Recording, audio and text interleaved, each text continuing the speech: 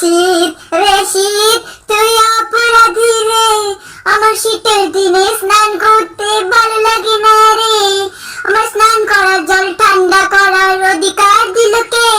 শীত তুই বড় অপরাধী, তোর ক্ষমা নাই রে রে রে রে রে রে রে রে রে।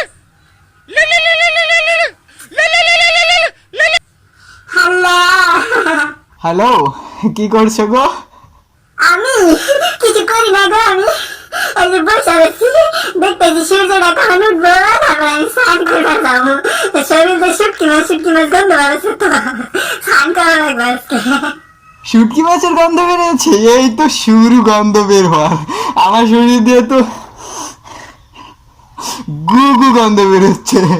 19 দিন হলো আমি স্নান করিনি।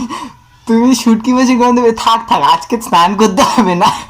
যেদিন গু গন্ধ বের হবে সেদিন স্নান করবে, কেমন?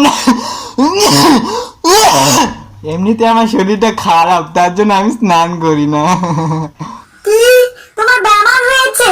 তোমাকে যে আমি বারবার বলেছিলাম ঠান্ডার দিন যেদিন থেকে পড়বে সেদিন থেকে স্নান করবে না, তুমি কেন অনেকদিন আগে স্নান করতে গিয়েছো? কেন গিয়েছো?